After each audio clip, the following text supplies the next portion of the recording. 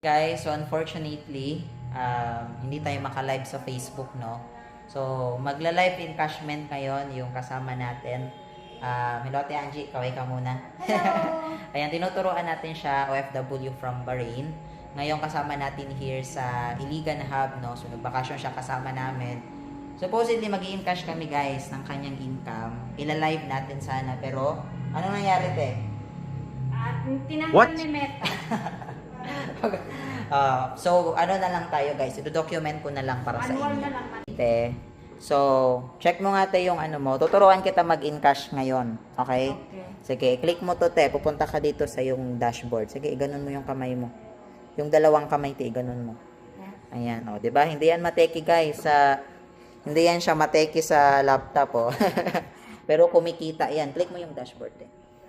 Ayan. Oh, magkano yung kinikita niya?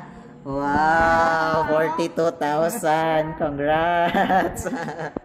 Ayan, saan ka pupunta na? Pupunta ka sa encashment. Encashment. Yes. Hanapin ko yung encashment. Ayan. Ayan, oh, sige, encash mo dyan. Ubusin mo, Bente? Oo. Okay, go. O, encash now. Encash now. Yes. Yan, sige, ano mo yan? Alin ang unahin ko? Mm, Sa baba? unahin mo. Malaki muna. Ito. Yes. Ito. Hindi, yung pababa sa baba. Yan. Ito. Ano yung encash mo? 9,241. Sige, click mo yung withdrawable.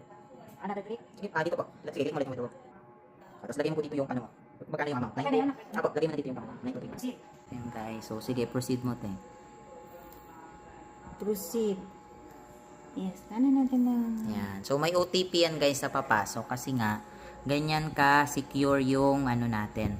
Ganyan ka secure. bilis. Ang bilis. Anong ano, te? O, sige, ilagay mo, te. Yan, te. Habang nag-i-encash ka, pwede mo ba silang kwentuhan muna bakit UPE yung pinili mo? Kasi marami ka namang ano eh.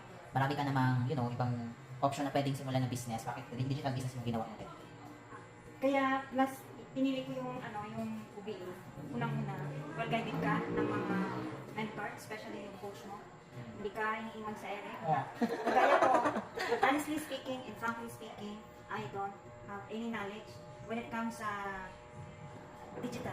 Pero, nagagawa na. Kayang-kaya. Pero ngayon, yun, marunong na ako sa social media. Alam ko na kung paano gamitin ang social media.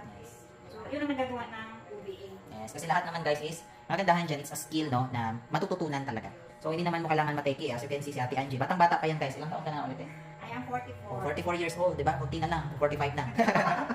Pero nagagawa yung business natin, di ba? So, kung ikaw ngayon, feeling mo hindi mo kaya, huwag kang feelingera, okay? Kasi, kayang-kaya mo din to, as long as sisipagan mo lang talaga.